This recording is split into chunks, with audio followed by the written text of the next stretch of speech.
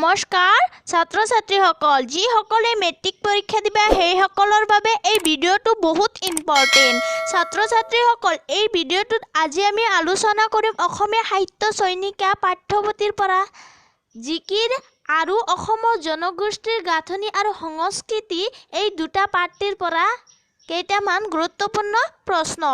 ভিডিঅ'টো স্কিপ নকৰি সম্পূৰ্ণখিনি চাই থাকা স্কিপ কৰিলে মাজত বহুখিনি ইম্পৰ্টেণ্ট কথা ৰৈ যাব ইয়াৰ লগতে মোৰ এটা সৰু ৰিকুৱেষ্ট যদি ভিডিঅ'টো সাবস্ক্ৰাইব লাইক শেয়াৰ আৰু কমেন্ট কৰা নাই তেনেহলে অতি সোনকালে কৰা যাতে তোমালোকৰ মাজলৈ সৰ্বপ্ৰথমে নতুন নতুন ভিডিঅ' আহে তো ছাত্ৰ ছাত্ৰীসকল ভিডিঅ'টো আৰম্ভ কৰো ছাত্ৰ ছাত্ৰীসকল মই অসমৰ জনগোষ্ঠী গাঁথনি আৰু সংস্কৃতি পাঠৰ পৰা প্ৰথমে কৈ আছো তাৰে প্ৰথম প্ৰশ্নটো হৈছে ত্ৰয়োদশ শতিকাত অসমলৈ অহা বহিৰাগত গোষ্ঠী কোনটো এটোৰ এনসাৰ হৈছে ত্ৰয়োদশ শতিকাত অসমলৈ অহা বহিৰাগত গোষ্ঠীটো হৈছে মংগোলীয় গোষ্ঠী দ্বিতীয় প্ৰশ্নটো হৈছে অসমৰ মংগোলীয় গোষ্ঠীৰ লোক কোনবিলাক এটোৰ এনসাৰ হৈছে আহোম বড়ো কাছাৰী কোচ মেচ ডিমাছা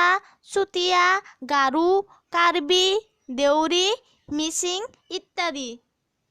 তাৰ পিছৰ প্ৰশ্নটো হৈছে চাই উদ্যোগৰ কৰ্মীসকল কোন কৰ পৰা অসমলৈ আহিছিল এটোৰ এনসাৰ চাহ উদ্যোগৰ কৰ্মীসকল হল চাওতাল কুৰ্মী মুছহৰৰ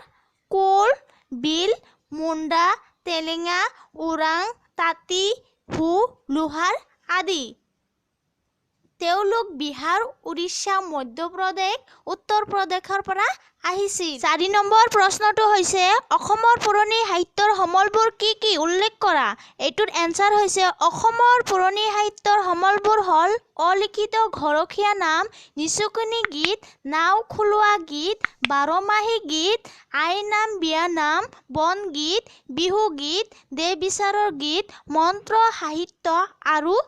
ডাকৰ বচন আদি 5 নম্বৰ প্ৰশ্নটো হৈছে বৌদ্ধ ধৰ্মৰ মূল মন্ত্ৰ কি এইটোৰ এনসাৰ হৈছে বৌদ্ধ ধৰ্মৰ মূল মন্ত্ৰ হল অহিংসাই পৰম ধৰ্ম তাৰ পিছৰ প্ৰশ্নটো হৈছে কিহে অসমীয়া জাতিক অধিক কটকটীয়া কৰিলে এইটোৰ এনসাৰ হৈছে ভাষিক সংমিশ্ৰণে অসমীয়া জাতিক আৰু সংস্কৃতিক অধিক কটকটীয়া কৰিলে তাৰ পিছৰ প্ৰশ্ন এনডব্লিউ সন্ধি কেতিয়া আৰু কাৰ মাজত হৈছিল এটো হৈছিল 1826 চনত মান ৰজা আৰু ব্ৰিটিছৰ মাজত এনডব্লিউ সন্ধি হৈছিল তাৰ পিছৰ প্ৰশ্নটো হৈছে অসমৰ মংগোলীয় গোষ্ঠীৰ লোক কোনবিলাক এইটোৰ এনসাৰ হৈছে ত্ৰয়োদশ শতিকাত হুকং উপত্যকাৰ পৰা আৰু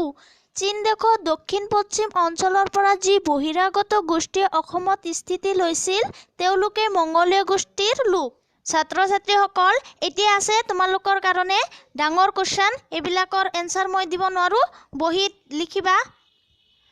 বহুত ইম্পৰ্টেন্ট কোৱেশ্চন প্ৰথমটো কৈ আছো অসমৰ পুৰণি সাহিত্যৰ সমলবোৰ কি দ্বিতীয়টো হৈছে অসমৰ বৈচিত্ৰ্যপূৰ্ণ জনগোষ্ঠীৰ গাঁথনিত অসমৰ সংস্কৃতিৰ বৈশিষ্ট্য ৰক্ষা পৰিছে কথাষাৰ গুৰুত্ব ব্যাখ্যা কৰি অসমৰ জনগোষ্ঠীৰ বৈচিত্ৰ্যৰ কথা বৰ্ণনা কৰা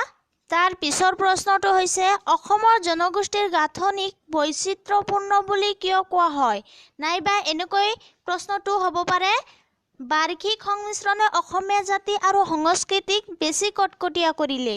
বাৰ্ষিক সংমিশ্ৰণে অসমীয়া জাতি আৰু সংস্কৃতিক কেনেদৰে কটকটীয়া কৰিলে আলোচনা কৰা তাৰ পিছৰ প্ৰশ্নটো হৈছে অসমৰ বৈচিত্ৰ্যপূৰ্ণ জনগোষ্ঠীৰ গাঁথনিতে অসমীয়া সংস্কৃতিৰ বৈশিষ্ট্য ৰক্ষা পৰিছে কথাষাৰ তাৎপৰ্য মুকলিকৈ বুজাই লিখা পিছৰ প্ৰশ্নটো হৈছে এটা সংমিশ্ৰিত সংস্কৃতি সম্পূৰ্ণ জাতি ইয়াক নুই কৰাৰ কোনো যুক্তি তৰ্কৰ অৱকাশ নাই ইয়াত লিখকে কাক আৰু কি সংস্কৃতি সম্পূৰ্ণ জাতি বুলি কৈছে নুই কৰাৰ কোনো যুক্তি তৰ্কৰ অৱকাশ নাই বোলা কথাষাৰৰ সত্যতা বিচাৰ কৰা এটা তাৎপৰ্য ব্যাখ্যা আছে সেইটো হৈছে দেখা যায় সকলোকে বান্ধি থোৱা এনাজাৰীডাল আছিল অসমীয়া ভাষা এতিয়া তোমালোকক কম জিকিৰ কবিতাৰ পৰা কেইটামান গুৰুত্বপূৰ্ণ প্ৰশ্ন আজান ফকীৰৰ সেইটো হয় হেতুৰ প্ৰথম প্ৰশ্ন হৈছে জিকিৰৰ ৰচক কোন এটো তোমালোকে নিশ্চয় জানা এটো হৈছে আজান ফকীৰ দ্বিতীয় প্ৰশ্নটো হৈছে জিকিৰবোৰক কিহৰ লগত তুলনা কৰিব পাৰি? এনসাৰ হৈছে জিকিৰবোৰক হিন্দুসকলৰ ভক্তিমূলক প্ৰাৰ্থনা বা স্তুতি গীতৰ লগত তুলনা কৰিব পাৰি। তাৰ পিছৰটো হৈছে জিকিৰ শব্দটো কি শব্দৰ পৰা ওলাইছে? এটোৰ এনসাৰ হৈছে জিকিৰ শব্দটো আৰবী জিকৰ শব্দৰ পৰা ওলাইছে। জিকৰ শব্দৰ অৰ্থ হৈছে স্মৰণ কৰা। এতিয়া তোমালোকক এটা ব্যাখ্যা কৰা কৈ দি আছো। সেইটো হৈছে পানী মৰে পিয়াহত, অগ্নি মৰে জাৰত, খুদাৰ ৰসুল লুকাই আছে মমিনৰ আঁৰত। তাৰপিছত চমুটুকা আছে আজান ফকিৰ আৰু এটা আছে জিকিৰ। ছাত্ৰ ছাত্ৰীসকল আজিৰ ভিডিঅ' এইখিনিয়ে আছিল। এইখিনি তোমালোকে ভালদৰে মুখস্থ কৰিবা,